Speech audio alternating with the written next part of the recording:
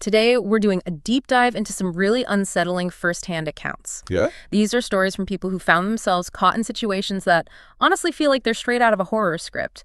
But they weren't. This was their reality. That's right. So our mission today is to explore four distinct personal narratives. Yeah. Each one is just a testament to the chilling things that can happen when you really least expect them. Right. We'll be looking for maybe some common patterns, trying to make sense of the inexplicable, and frankly, just kind of reveling in the sheer creepiness of it all. Yeah, understanding the anxiety these intrusions create. Mm-hmm. So get ready to feel a little uneasy, because these aren't just tales, they're glimpses into real-life terror. Okay, so we're kicking things off with a story that has this bizarre, anachronistic detail. It still makes my head spin a bit. Okay. So imagine this. A woman living alone gets a frantic call from her parents. It's 2 a.m. Oh, wow. Middle of the night call. Never good. Right. 3 nights before that call at 1 a.m., someone had been aggressively banging on their front door, ringing the doorbell overnight. Okay, that's terrifying in itself. Yeah. So her stepdad, he goes to the door, opens the main one, but keeps the glass storm door locked, thankfully. Smart move.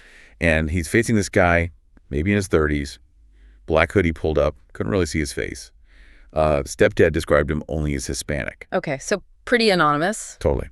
And the man's words were the first real shocker. He says, "I'm so sorry to bother you, but I'm looking for narrator's full name." Her full name. Her full name. The stepdad plays dumb, asks, "Who?" Good instinct. The man repeats her full name. Then he adds the really unsettling part. He claims her boyfriend is worried because she hadn't come home that night. Says they were out looking for her. Okay, that's weird. But the boyfriend part. Right, here's where it gets really weird. She had no boyfriend. Hadn't been in a relationship for 6 months. So completely fabricated. Completely. And when her stepdad presses him, which boyfriend? The man names her boyfriend from 10th grade. No way! Yes, nearly 20 years ago. And this ex, he had a very, very unique Italian name. Not common at all. Wow. Okay, that's specific and outdated. Super specific. The man even repeated the name a few times, making sure the stepdad heard it, insisting they were really words. So strange. What did the stepdad do? He was completely weirded out, obviously. He just closed and locked the main door in the guy's face. I don't blame him. But the man didn't leave right away. He just lingered for about 10 minutes, smoking cigarettes, talking on his phone. Creepy, just hanging around. Yeah. Eventually, he drove off in a silver car. Just a few minutes before the police arrived. They filed a report, but, nothing came of it. Of course. Hard to track down. So the narrator, she was understandably distraught, obsessing over how this stranger knew this incredibly obscure detail about her past. She hadn't talked to this 10th grade ex in over a decade. Wow. She even messaged him on Facebook just to check. He was just as confused, swore he had nothing to do with it. Yeah, I wouldn't expect him to. What do you make of that? Especially that specific old detail. Well, that specificity, like you said, that's the key. It moves it beyond just some random creep at the door. Right. It's not just a stranger. It's someone using this seemingly intimate knowledge, but it's outdated. That kind of tactic often points towards psychological intimidation. Psychological intimidation. How so? The goal might not be a direct physical threat right then and there. It's more about unnerving the person, exposing their vulnerability, showing, I know things about you. Oh. It's a deliberate play, almost theatrical, designed to disorient you, make you feel watched, known. So the goal wasn't really to find her, necessarily. It was more about instilling fear, showing they had access to her history. Precisely. It's about demonstrating power through knowledge, even if that knowledge is obscure or old. It's actually a hallmark of certain types of harassment. The intent isn't always overt violence, but creating this sustained psychological distress. That is deeply unsettling. And the mystery didn't stop there. It actually got deeper about a year later. Oh, really? Yeah, it brought this eerie kind of mirror to the first event. Her stepsister and her fiancé were at a house party. And somehow the conversation turns to ex-boyfriends. Okay. And it comes out that this girl they're talking to, her ex, was, guess who? Not the 10th grade boyfriend. The very same one. The narrator's 10th grade ex, the one with the unique Italian name. That's quite a coincidence. Or maybe not, if they had mutual friends. Yeah, they did have some mutual friends from high school, so it wasn't totally out of left field. But still. Okay, go on. So, the stepsister and fiancé. They tell this girl about the weird incident at the parents' house, but they're kind of vague. Yeah. Not giving all the details. Right. And the girl's face just goes white. Oh, boy. She then reveals that just a few nights before that party, she'd experienced something almost identical. No. Yes. Someone banging loudly, aggressively on her door at 1 a.m. She said she was absolutely terrified, thought the door was going to break down. Wow, same MO. Exactly the same. She had a Ring camera, so she looked on her phone, saw this guy in a black hoodie just pounding on her door. Did she call the police? No, she pretended not to be home, kept all the lights off. Eventually, he stopped and left. But she was so scared she didn't call the cops. I can understand that fear, that paralysis. Yeah. So the parallels are undeniable, right? 1 a.m., aggressive banging, black hoodie, and this weird connection to the same ex-boyfriend. It's chillingly similar. But then there's this twist. The girl said the man she saw on her Ring camera, he was much taller and heavier than their actual shared ex. Ah, so it wasn't him, and likely not the same person who went to the parents' house, if the description differs. Probably not. So what patterns are we seeing here? How does this fit into that psychological play idea you mentioned? Well, this looks like a classic pattern of targeted harassment, but with this really unnerving twist. Right. The fact that the same unusual specific detail, the 10th grade ex, was used on 2 different women connected to him, that suggests a deliberate, possibly even coordinated effort. Coordinated. Yeah. Like more than one person. It's possible. The different physical description definitely points to maybe a third party being involved, or perhaps even multiple people. Wow. This isn't random. It's a calculated attempt to instill fear and confusion.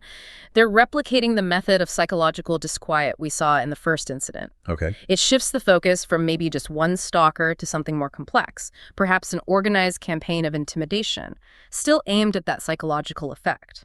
Okay, so from that bizarre outside encounter, let's move to a story that really makes you question the safety inside your own home. This account comes from a 17-year-old male. He was home alone with his sister's dog, Bosco, while his family was away at their cabin. Okay, teenage boy, big dog. Sounds relatively safe initially. Right. He's used to staying home alone, and Bosco usually makes him feel secure, acts like a guard dog. Good dog. But one Friday night, it's almost midnight, Bosco starts barking, but it sounds different, unsettling. You could tell the difference. Yeah. Even though the dog barked often, he sensed something was wrong this time. He waited a few seconds, telling himself maybe it was just someone walking past their glass door in the alleyway nearby. Rationalizing. Totally. But the barking and growling just went on too long. So finally, he gets out of bed, he sleeps in the basement, and walks upstairs to check it out. Okay. And just like he thought, Bosco is standing alert right at the glass patio door. So he feels comforted for a second, until he goes to close the curtains and sees it. The door, it's open by about 2 or 3 inches. Oh, man. He just froze. He was 100% certain he had closed and locked it earlier that night after letting Bosco out. He described himself as paranoid, anxious about break-ins, so he always checks. I believe him. That feeling, Exactly. So he immediately closes it, double locks it, even checks it with his phone flashlight. In the dark. Okay, secured now. But the fear must have been immense. Oh, yeah. That immediate gut feeling, that sense of violation, it's terrifying. My immediate thought hearing that, classic sign of a breach. Right. His certainty plus the dog's reaction, it flags this as way more than just him forgetting to lock the door. Definitely. So what did he do then? Well, he did the brave thing. He checked the entire second floor of their 3-floor house, closets, potential hiding spots, everything, just to try and put his mind at ease. Good for him. Did he find anything? Found nothing, so he went back downstairs to his basement room. But the fear wasn't gone, I wouldn't think so. From his room, he starts to hear Bosco walking around on the floor directly above him. That floor is basically his bedroom ceiling. Okay, just the dog. And then he hears it. What sounded like human footsteps, along with Bosco's footsteps. Oh. So on for about 10 minutes. Human steps, dog steps, pacing above him. While he's down there, knowing the door was open. That's terrifying. Absolutely terrifying. Eventually, he just couldn't take it. He put in toe phones, tried to talk himself down, and somehow managed to fall asleep around 2 a.m. I don't know how he slept. Me neither. But here's where the true horror of it really unfolds a bit later. There's more. Yeah. Just before 2 a.m. that night, he woke up again.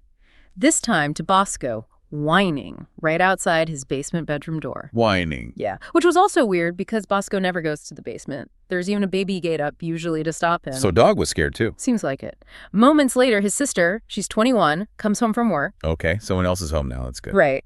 They let Bosco out, but they use the front door, not the glass patio door. They chat for a bit. Okay. And then he kind of forgot about the whole door thing for a few days. Busy with work, maybe trying to block it out. Understandable. Until they were having a movie night, him, his sister, his mom.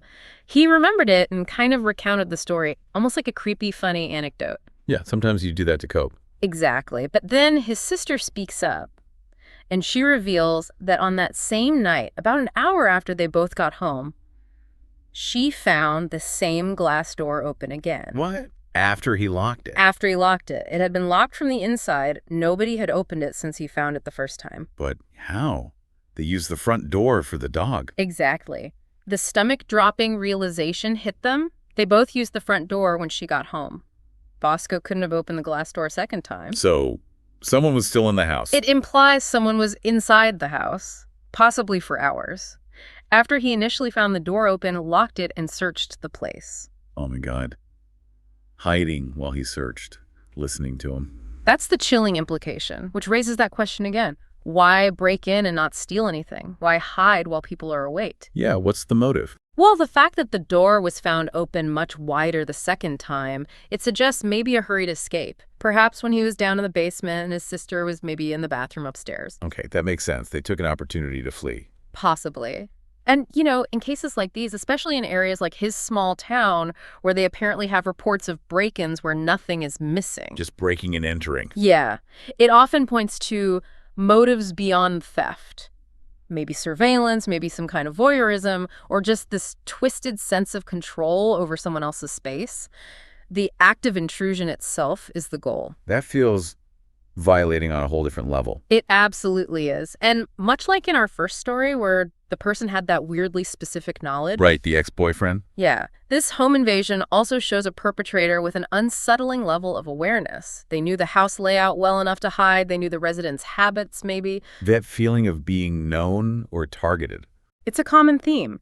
That feeling that someone knows more about you, your space, your history than they should.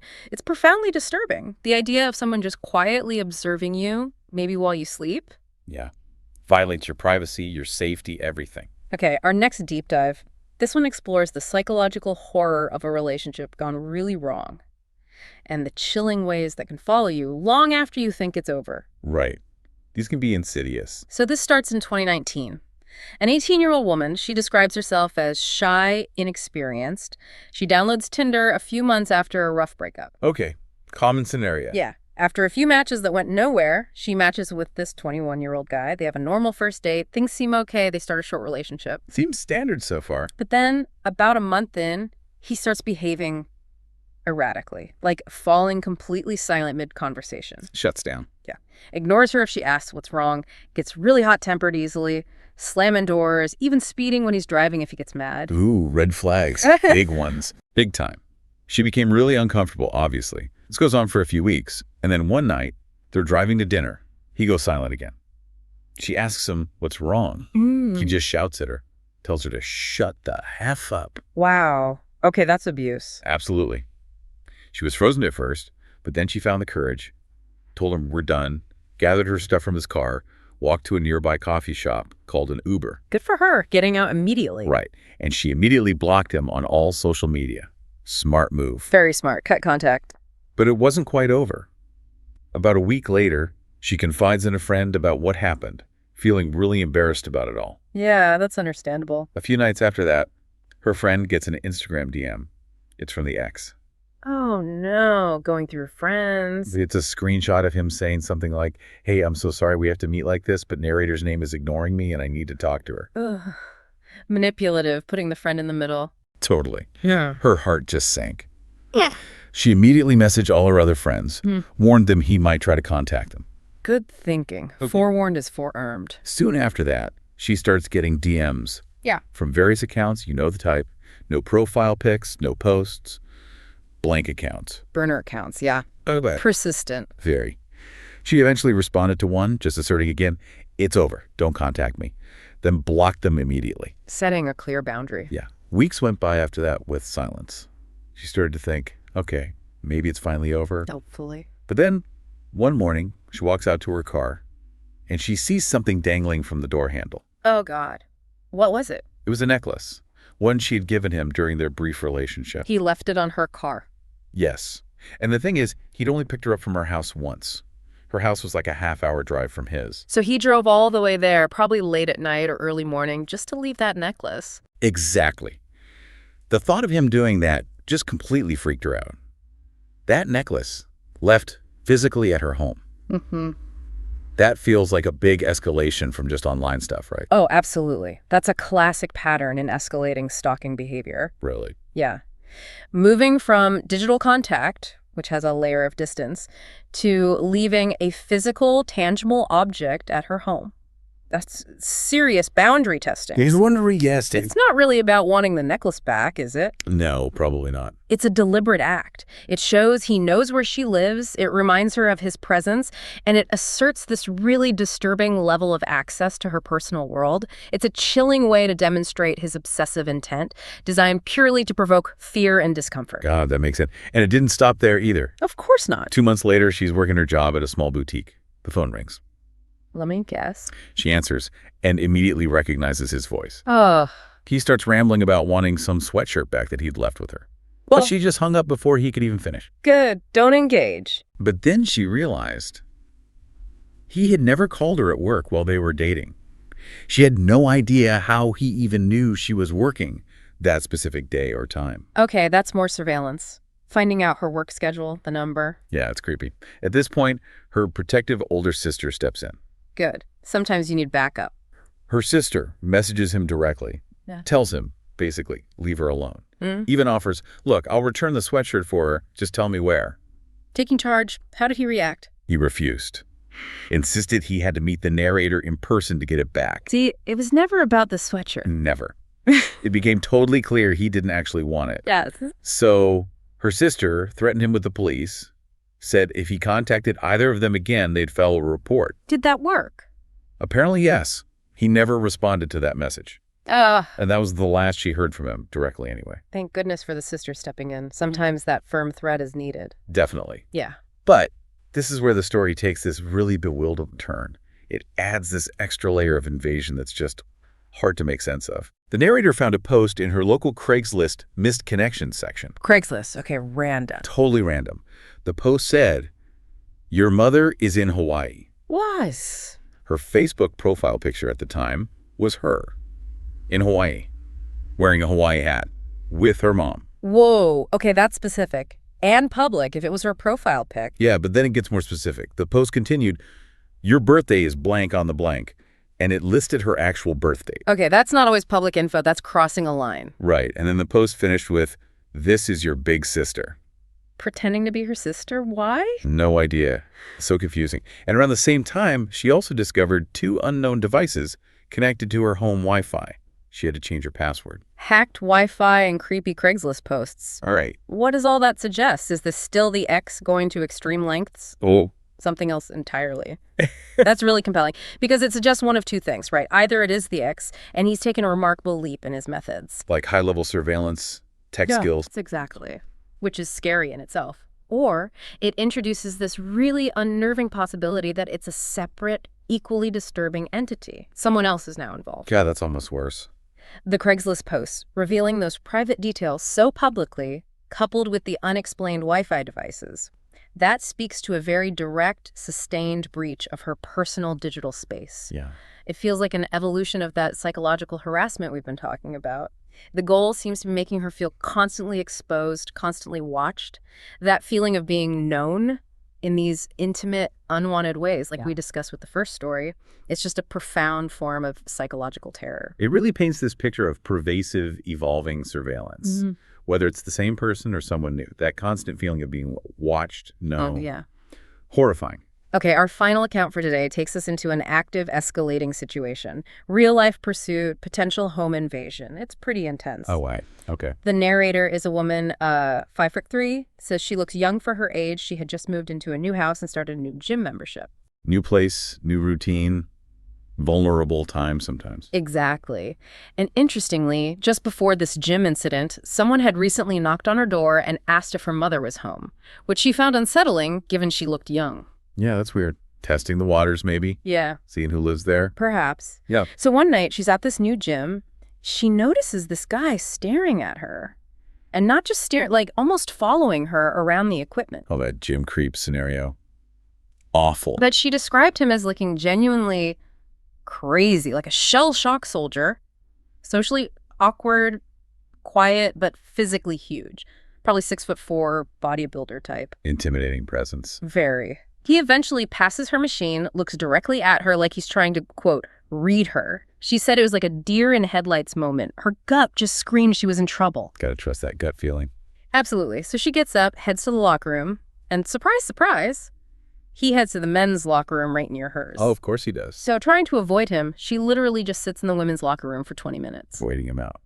Smart. Yeah. Then she peers out, doesn't see him, makes a break for the exit, but then he just pops out of nowhere and starts heading out right behind her. Ugh, persistent. How does she handle that? She decided to, in her words, accept the challenge. She slowed down, turned, and just stared him down. Gave him this really serious deadlock stare. Wow. Confrontational. Takes guts. It does. He walked to his car, she walked to hers, apparently staring at each other the entire time across the parking lot. Like a standoff. Yeah. He slid into his car, lowered his head, and then gave her what she described as the most bone-chilling evil stare anyone had ever given her. Jesus. That's terrifying. That deadlock stare from her, that primal feeling of being targeted. It puts you instantly on edge. And then he followed her home, you said. Well, she thought she'd handled it initially. She waited for him to drive off first, thinking she'd lost him. Okay. Then she started driving home. She lived in a very small town, lots of dead-end cul-de-sacs. Tricky to navigate if you don't know it. But right before she turned into her actual neighborhood, this SUV pulls up right behind her, aggressively close, on her tail. Same guy. She was pretty sure. She knows he followed her home after that, but she couldn't figure out how he was so stealthy about it, how he found her turnoff. Wow. She suspected, based on his demeanor, his age, maybe mid-30s, the SUV, she thought he might be ex-military. Just a vibe she got. Okay, so that immediate aggressive pursuit, what does that suggest we're dealing with here? It suggests highly predatory behavior. Someone actively testing boundaries, escalating a direct threat very quickly. It's not passive observation, it's active pursuit. Okay, so what happened next? He knows where she lives now. Yeah. 3 days later, her husband leaves for work early in the morning. She's upstairs in bed, and she hears her front door open. Oh my God. It Someone just walked right into her house? No lock. Or did they break it? It doesn't specify how, just that they opened it and walked in. Her heart just stopped. She creeps out of her room, checks on her 3 kids. They're all fast asleep, thankfully. Oh, thank God. Kids safe. Yeah. Then she walks over to one of their bedroom windows, looks out onto the street, and her heart drops again. What does she see? There's this car she doesn't recognize parked directly in front of her house, but it's parked weirdly, like at a sharp diagonal angle, and it's running, engines on. Getaway car. Look out. That's what it seems like. So in this desperate moment, she starts stomping hard on the floor, like on her ceiling from downstairs perspective, and waving her hands frantically at the car window, trying to scare them. Did it work? Yeah, the car just raced off immediately, left in a hurry. Okay, so they were spooked. But the person who came inside? Right. This is the chilling part. Just as the car speeds off, a man emerges from under the window she was looking out of, like he was hiding right below it. Hiding outside? Or he came back out? He came out from the house, but seemed to be trying to stay hidden right under the window line. His face was completely covered. He starts walking away quickly. Could she tell if it was him? The gym guy? She said he had the same unmistakable huge build. Same bodybuilder physique. It was him. Inside her house. Seems like it. Now, the home invasion is terrifying enough. But again, just like Bosco's story, nothing was stolen.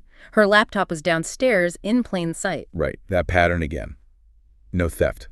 So what was his objective? How does this connect to that earlier surveillance feel? Exactly. The lack of theft really reinforces that pattern we discussed. It's not about material gain. It seems to be about access, control, establishing this pervasive, terrifying presence. Just getting inside was the goal. It strongly suggests the objective was surveillance, intimidation, maybe something worse interrupted, but definitely not simple robbery. His hiding spot, the getaway car, it all points to something planned. And did it stop there? Or did the threat continue? Well, according to her, the threat seemed to persist, lingering. Her husband reportedly saw that same strange car once after that, maybe 3 weeks later. It sped off the moment he walked outside. So they were still watching. Possibly. And then her brother-in-law was visiting a couple of weeks after that. He had to park around the corner, and he told her later he saw a guy with a really big build just walking suspiciously back and forth near her house. Could be him again. Eh. Or just making her paranoid. Either way, the psychological impact remains. This whole series of events, the gym encounter being followed home, the home invasion, these lingering sightings, it's incredibly unsettling. It's an unfolding, unresolved campaign of psychological pressure and physical intrusion. Wow. Wow. 4 incredibly unsettling stories. Each one is just a different flavor of fear, isn't it? Yeah. From the really personal and psychological, like the ex-boyfriend stuff, to the actual physical invasion of someone's home. Indeed. And each of these accounts, they really highlight our vulnerability, whether it's, in our own homes, our relationships, or just going about our daily lives at the gym. The common thread here isn't just the fear itself, though that's huge. It's the inexplicable elements that just linger, the motives you can't identify, the bizarre coincidences, the chilling lack of resolution in most cases. It's that feeling, isn't it? Of knowing too much, but somehow not enough. These deep dives, they definitely leave you with more questions than answers. It reminds us that sometimes real life can be far stranger and honestly more terrifying than any fiction. It's often that lack of a clear motive or the deeply personal, almost intimate nature of the intrusion that makes them so profoundly unsettling. And that really brings us to our closing thought for today. When the world around you suddenly becomes this stage for the inexplicable, when you feel known in ways you can't even begin to fathom, how do you navigate that profound uncertainty? Yeah, how do we make sense of events that seem designed to defy logic, events that leave us grappling with more questions than answers? When reality itself starts to feel like a horror story. Perhaps the most disturbing aspect, thinking about these accounts, is that for the people involved, these aren't just stories we discussed for a few minutes. For some, they're ongoing, unresolved realities they have to live with. Yeah. Something to consider as you lock your doors tonight. Definitely something to think about. Indeed. Until our next deep dive.